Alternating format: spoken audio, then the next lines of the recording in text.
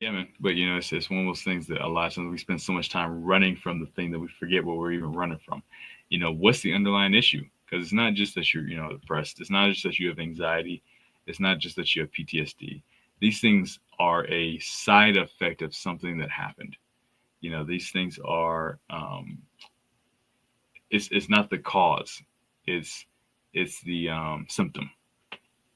It's like, so what's the cause of this thing? If depression is the symptom, if depression is the side effect of this thing that happened to me, what is the thing that happened to me? And that's what I need to work on. That's what I need to really start digging into. That's what I have to be brave enough, have enough cojones to turn and face, man. And a lot of it, once you stop running, once you stop avoiding, once you stop self medicating, once you stop filling your life with busyness, work and study and this and that and women and all these different things like that, to avoid looking at you, to avoid facing you, because that's all our demons are in a lot of cases, is versions of ourselves that we don't want to accept, versions of ourselves that we don't want to look at, versions of ourselves that we want to forget. You know, we want to forget about that version of yourself when when you were getting made fun of by family at 6 years old on a regular basis. You want to forget that version of yourself.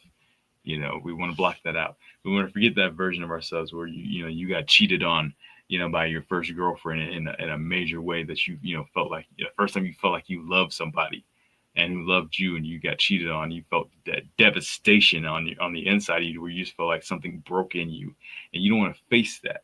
That version of you. You don't want to face that version of you that feels inadequate, that feels like he's not good enough, that feels like he's not smart enough, or whatever it may be. You don't want to face that version of yourself. You want to face some of the dark shit that has happened to you, or some of the dark shit that you've done in your life. You don't want to face that version of you that did those things or experienced those things. So we run from them constantly. And until we stop doing that, when we stop running, when we stop self-medicating, when we stop the distractions with social media and work and this and that and people and places and all these different things like that, things, getting the new cars, chasing the bag and doing all these different things like that, with a lot of cases are distractions from us facing ourselves. And we stop running and we turn and face ourselves, man, that's when we can actually really start to address the issues. Because how do you fight the opponent that you never see?